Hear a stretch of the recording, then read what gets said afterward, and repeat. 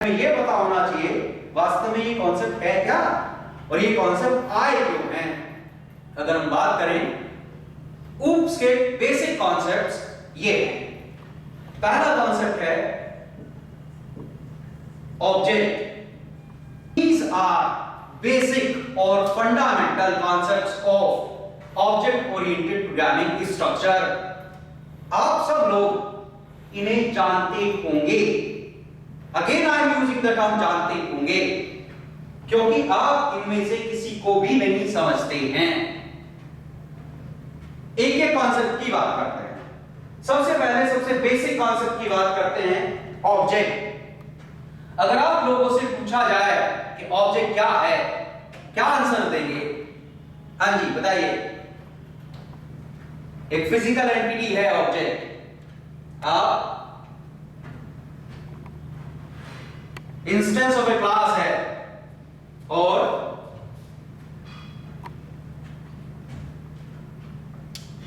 Class का object है। जितने लोग उतनी बातें। अब इनमें से इन्होंने बताया है एक चीज, पहले उसकी बात करते हैं।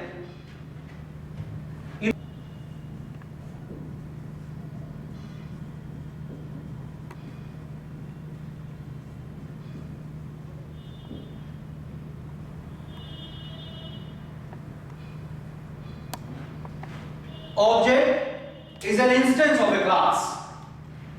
कितने लोग इनसे सहमत हैं? सभी लोग सहमत हैं। कहां से सुनी आपने ये चीज? बुक्स में पढ़ी? सही है कि गलत है? सही है, किताबों में लिखी है तो सही है। अगर मैं कहूं कि ये गलत है तो मानेंगे मेरी बात? नहीं मानेंगे। चलिए प्रूफ करते हैं। ये डेफिनेशन जो ऑब्जेक्ट की आप लोग बता रहे हैं और जो किताबों में लिखी होती है, ये सही भी है गलत भी है। अब आप लोग सोच रहे होंगे आदमी बिल्कुल पागल है, एक चीज को कह रहा है सही भी है गलत भी है। अब ऐसा कैसे हो सकता है कि चीज सही भी हो गलत भी हो? आंसर है हो सकता है। दो तरह की चीजें होती हैं, सब्जेक्टिव एंड ऑब्जेक्टिव। सब्जेक्टिव का मतलब होता है जो चीज person to person, place to place, time to time बदल जाए, वो सब्जेक्टिव। ऑब्जेक्टिव का मतलब होता है जो पर्सन बदलने से ना बदले, जगह बदलने से ना बदले, समय बदलने से ना बदले। कुछ एग्जांपल से बात करते हैं फिर उस डेफिनेशन पे वापस आएंगे। मान के चलते हैं आपको एक मूवी देखने गए, फर्स्ट डे फर्स्ट शो। जैसे आप सिनेमा हॉल से बाहर निकले, एक न्यूज रिपोर्टर आया, उसने आपसे पूछा मूवी कैसी है? आपने बताया माइंड ब्लोइंग, जबरदस्त, सुपर हिट, ऐसी मूवी तो मैंने आज तक देखी नहीं। दूसरे आदमी से पूछा मूवी कैसी है? उसने कहा थर्ड क्लास, सर में दर्द हो गया, इतनी खटारा मूवी मैंने आज तक नहीं देखी। तीसरे आदमी से पूछा मूवी कैसी है? उसने कहा सो एंड सो, एक बार देखी जा सकती है।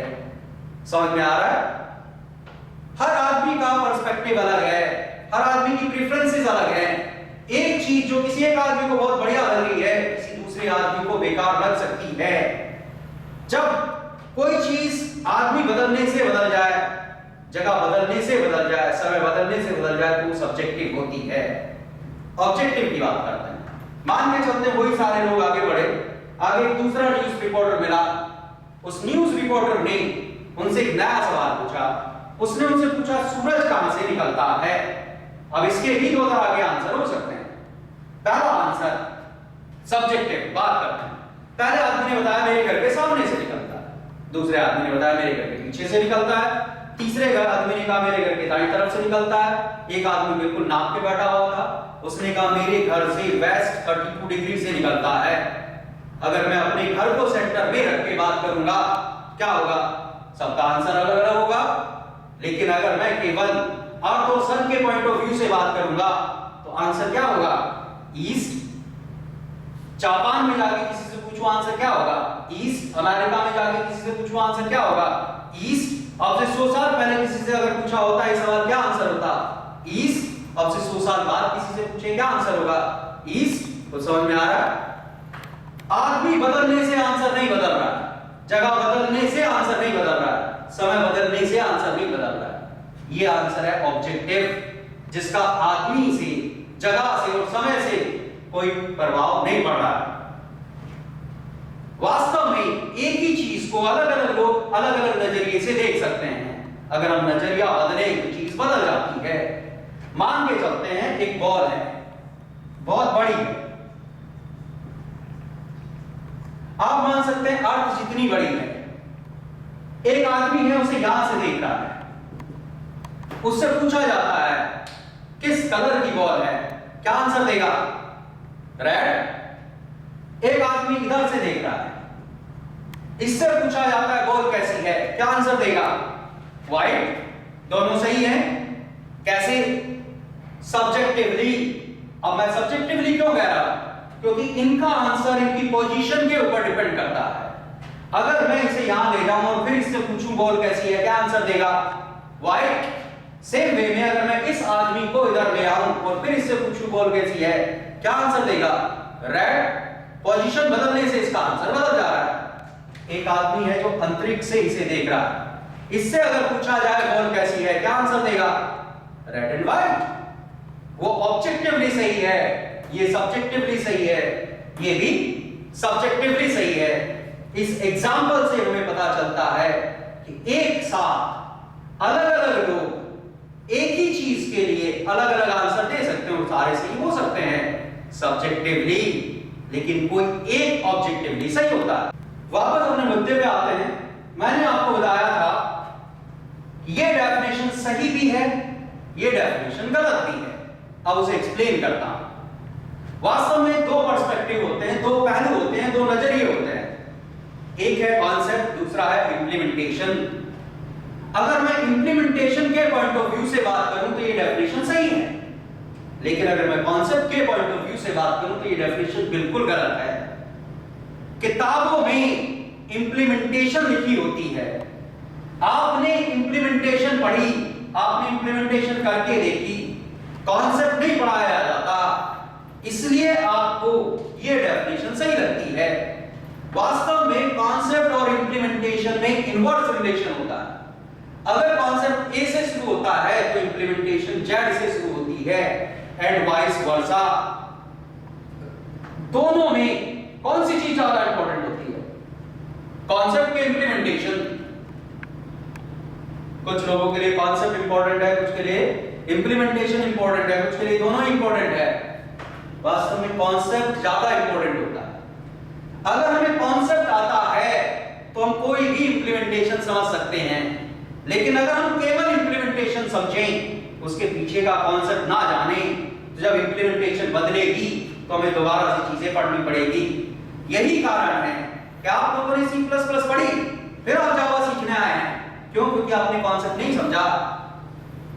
C++ एक ऑब्जेक्ट ओरिएंटेड प्रोग्रामिंग लैंग्वेज है, जावा भी एक ऑब्जेक्ट ओरिएंटेड प्रोग्रामिंग लैंग्वेज है।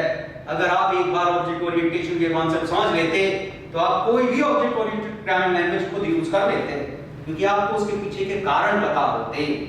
यहां पर लिखा हुआ है object is an instance of A class. इससे पता चलता है ऑब्जेक्ट का एग्जिस्टेंस क्लास के ऊपर डिपेंड करता है। जब हम प्रोग्रामिंग करते हैं तो हम पहले क्या बनाते हैं?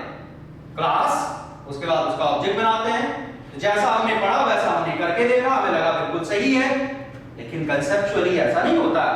अगर हम कंसेप्चुअली देखें तो क्लास का एग्जिस्टेंस ऑब्जेक्ट के ऊपर डिपेंड करता है, ऑब्जेक्ट का एग्जिस्टेंस क्लास के ऊपर डिपेंड नहीं करता। रियल लाइफ के एग्जांपल से समझते हैं। हम सब लोग ऑब्जेक्ट के जीते जागते एग्जांपल हैं। यस या नो? यस। अगर हम ऑब्जेक्ट हैं तो हम अपने आप को बहुत सारी क्लासेस के साथ एसोसिएट कर सकते हैं। हमारी कंट्री हमारी क्लास हो सकती है, हमारी कास्ट हमारी क्लास हो सकती है, हमारा रिलीजन हमारी क्लास हो सकती है। ये जो कास्ट, कम्युनिटी, रिलीजन, नेशन बनाए गए हैं, ये किसके लिए बनाए गए? ह्यूमन बीइंग्स को, हम लोगों को मैनेज करने के लिए। थोड़ी देर के लिए अज्यूम करिए कि इस दुनिया में एक भी आदमी नहीं है, क्या किसी कास्ट की जरूरत पड़ेगी? किसी रिलीजन की जरूरत पड़ेगी? किसी नेशन की जरूरत पड़ेगी? ये कास्ट, कम्युनिटी, नेशन, रिलीजन, इनका एग्जिस्टेंस किसके ऊपर डिपेंड करता है? हमारे ऊपर। मींस क्लास ऑब्जेक्ट को मैनेज करने के लिए बनाई जाती है। अगर ऑब्जेक्ट ही ना हो, क्लास की जरूरत ही नहीं पड़े। ये है कॉन्सेप्ट। लेकिन इंप्लीमेंटेशन हमेशा कैसी चलेगी? उल्टी। अब आपको क्या समझना है? कॉन्सेप्ट के इंप्लीमेंटेशन। कॉन्सेप्ट, अगर कॉन्सेप्ट एक बार आ गया फिर हम कोई भी इंप्लीमेंटेशन पढ़ सकते हैं। कंसेप्चुअली ये डेफिनेशन गलत है, क्योंकि कंसेप्चुअली ऑब्जेक्ट का एग्जिस्टेंस क्लास के ऊपर डिपेंड नहीं करता, बल्कि क्लास का एग्जिस्टेंस ऑब्जेक्ट के ऊपर डिपेंड करता है। इंप्लीमेंटेशन वाइज सही है,